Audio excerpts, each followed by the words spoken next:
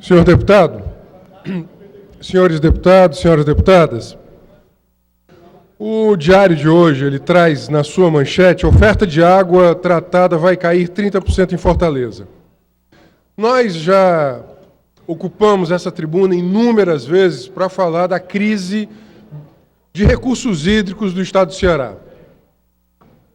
Nosso principal reservatório, o Castanhão, encontra-se hoje com menos de 10% da sua capacidade.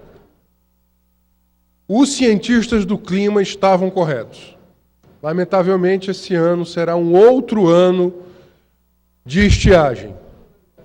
Eles disseram que a probabilidade de um ano com chuvas abaixo da média estaria na faixa de 70%.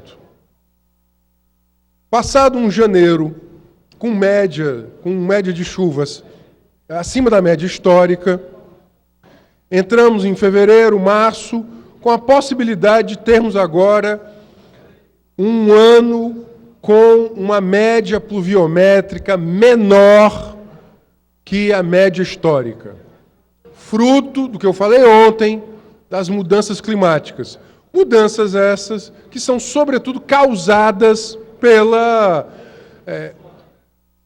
ritmo de produção e consumo, por uma produção associada à queima de combustíveis fósseis, pela emissão de gases do efeito estufa e, portanto, o aquecimento global, que causa mais seca em algumas regiões e enchentes em outras, como nós estamos vendo agora no sul e sudeste do Brasil. Mas o que eu queria colocar é que, de todos os nossos açudes, apenas 5 estão com capacidade acima de 90%. O Caldeirões, em Saboeiro, o Trici, em Tauá, o Gameleira, em Itapipoca, o Maranguapinho, em Maranguape, e o Colina, em Quiterianópolis. Ou seja, de todos os nossos reservatórios, nós estamos apenas com 5 reservatórios com capacidade próxima à capacidade máxima. Há de se preocupar, portanto, com a gestão dos recursos hídricos. Ano passado, eu já havia alertado a COGER, fiz isso por escrito e fiz isso da tribuna, que, em continuando a manutenção do regime de outorgas para o agronegócio, nós estaríamos colocando sob risco o abastecimento humano. O levantamento que fizemos demonstra que 66% da água do Ceará está sendo destinada à fruticultura irrigada, ao agronegócio. Quando nós associamos o agronegócio e a produção industrial, nós chegamos a 72%. Portanto, o abastecimento humano, ele é responsável por não mais que 12% do consumo de água no Ceará. Sem dúvida alguma, nós não estamos dizendo que a economia do Ceará tem que parar, mas que há de haver prioridades. Nós precisamos de uma gestão de emergência. Estamos numa situação de emergência, portanto, precisamos gerenciar os recursos hídricos de acordo com uma emergência. E a lei define nos seus princípios, que lei é essa? A Lei Nacional de Recursos Hídricos, a Lei Nacional da Água, ela define, em situações de escassez, a prioridade é o abastecimento humano.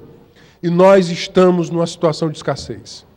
Não é possível que nós não nos alertemos, que a gestão dos recursos hídricos no Ceará não esteja alerta a esta situação. Nós não podemos manter e incentivar atividades econômicas hidrointensivas. O que é isso? São atividades econômicas com grande capacidade de consumo de água. Ontem eu ocupei a tribuna para falar como é inoportuna a instalação de mais usina termoelétrica no Ceará. Até porque, nesse exato momento, já podemos desligar uma usina, a Termo Ceará será desligada, porque, em razão do abastecimento, da elevação dos níveis dos reservatórios hidrelétricos no Nordeste.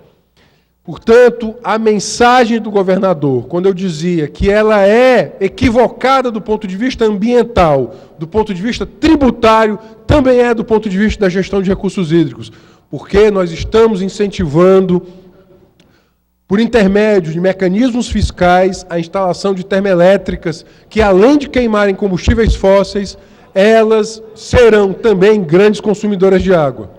Mas elas não são as únicas.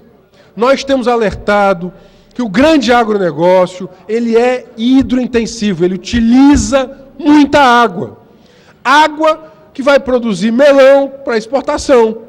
Alguns podem achar que isso é algo que possa ser defensável. Não numa situação de estiagem. Não às custas da agricultura familiar e camponesa, não às custas do abastecimento doméstico. Portanto, reduzir a oferta de água tratada à população de Fortaleza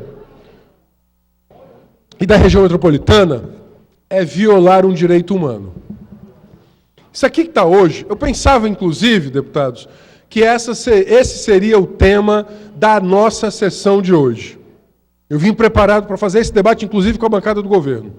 O governador determina a gestão de recursos hídricos fazer um racionamento de 30% da oferta de água para a região metropolitana de Fortaleza. Quero lembrar que só a termoelétrica, já instalada, já consome 800 litros por segundo. Mais que isso, que a siderúrgica que vai começar a operar nos próximos meses. Veja, eu sempre tive muito rigor técnico nos dados que eu apresento. Ela tem uma outorga siderúrgica para operar até 1.500 litros de água por segundo, para consumir 1.500 litros. Dizem as próprias fontes oficiais que ela não vai consumir esses 1.500 litros por segundo, mas vai começar operando com 600 litros por segundo, podendo chegar no futuro, a depender do crescimento da sua demanda, a 1.500 litros de água por segundo. Portanto, ao mesmo tempo em que você raciona a água para o abastecimento humano na região metropolitana, manter o abastecimento industrial ou de agronegócio em algumas regiões é um contrassenso. Portanto, é fundamental, e aqui eu falo não de maneira catastrofista, não para gerar pânico na situação, sou responsável com as minhas palavras e entendo que cada parlamentar ele tem um papel pedagógico. Portanto, não é papel de um parlamentar gerar pânico, mas, sobretudo, fazer os alertas. Nós precisamos tomar medidas drásticas para a manutenção do abastecimento humano, o abastecimento de água aos seres humanos. Numa situação de escassez, algumas medidas drásticas terão que ser tomadas. Não será possível continuar destinando 66% da água outorgada no estado do Ceará ao agronegócio. Porque não haverá água para todos. Não haverá água para todos os fins. E aí, eu reivindico a letra da lei. A prioridade é o abastecimento humano. Caso contrário, o próprio governador e o governo estarão incorrendo numa ilegalidade. Deputado, daqui a pouco, eu peço a aquiescência de Vossa Excelência só para eu concluir o pronunciamento, por gentileza. O Ministério da Integração Nacional anunciou a entrada para junho de 2016 da transposição de São Francisco. Esta água, ela será utilizada prioritariamente para quê? Para fazer aço? Para termoelétrica? Ou para o abastecimento humano? A gestão da transposição de São Francisco ainda é um tema em aberto. Até porque nós que nos colocamos, inclusive, contrários a esta alternativa, porque naquele momento, quando ela foi anunciada, nós dizíamos, esses 9 bi poderiam ser utilizados de maneira mais inteligente. Esses 9 bi poderiam ser utilizados de maneira mais inteligente para a gestão de recursos hídricos. Portanto, eu queria finalizar de forma, de fato, muito preocupada. Começamos, então, o ano com um racionamento da ordem de 30%. Em se mantendo a mesma lógica de outorgas, sem dúvida alguma, a tendência é de que o racionamento ele irá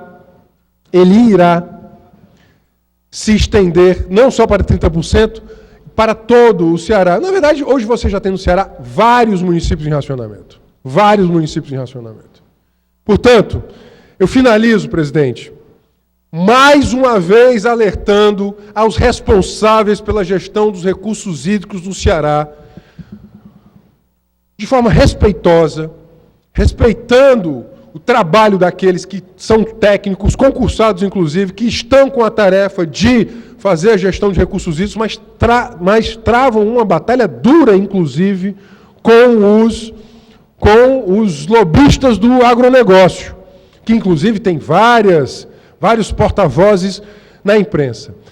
Será necessário que a população apoie a gestão de recursos hídricos para tomar as medidas drásticas que serão necessárias. Dentre outras, obviamente, a redução do consumo da água por atividades econômicas hidrointensivas, como tem sido, por exemplo, a fruticultura irrigada, o agronegócio, a carcinicultura com água doce, em pleno semiárido.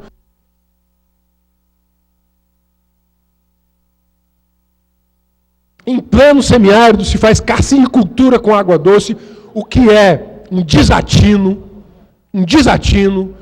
grande consumo de água, poluição de lençóis freáticos. Estamos agora vendo, no caso do aquífero Jandaíra, um grande número de outorgas para escavação de poços profundos, sobretudo pelas fazendas do agronegócio, o que obviamente vai